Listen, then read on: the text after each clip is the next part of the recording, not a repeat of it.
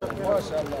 Tekbir! Allahu Ekber! Tekbir! Allahu Ekber! Tekbir! Allahu Ekber! La ilahe illallah! La ilahe illallah! Muhammed Resulullah! Muhammed Resulullah! La ilahe illallah! La ilahe illallah! Muhammed Habibullah! Muhammed Habibullah! Tekbir! Allahu Ekber! Tekbir! Allahu Ekber! Allahu Ekber!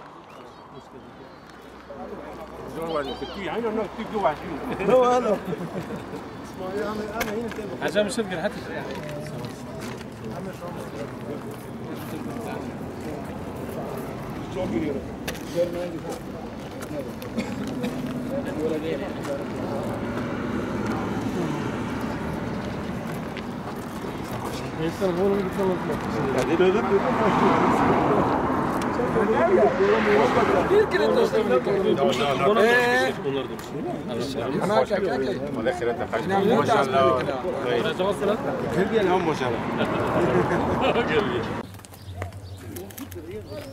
Tamam dışarı çıkın. Haydi dışarı çıkın. Haydi dışarı çıkın. Musa abi şu kolileri de alın abi. Bitti inşallah Allah'ın izniyle. Allahu Ekber.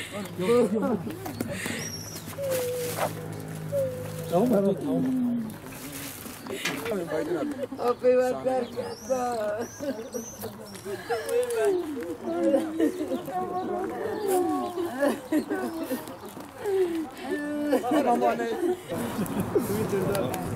Instagram'da da çalacağız. Instagram'da.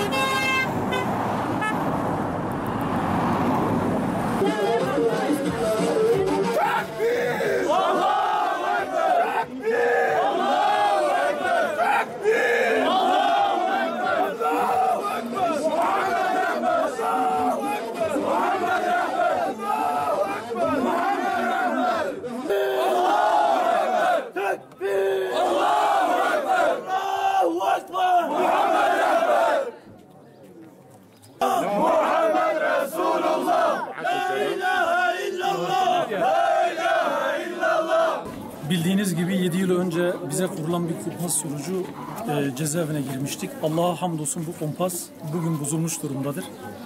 Yargıtay 16. Dairesi tarafından dosyamız bozulmuştur. İnşallah bunun beraatle sonuçlanmasını diliyoruz. Fakat bu elbette geciktiği için adalet değildir sözünün tecelli ettiği bir noktadır. Aynı zamanda evet belki şu an ben çıkmış bulunuyorum fakat çeyrek asırdır içeride bulunan ve gömlekleri arkadan yırtılan Yusufiler var. Onlar çıkmadıkça bizim sevincimiz sevinç olmayacaktır.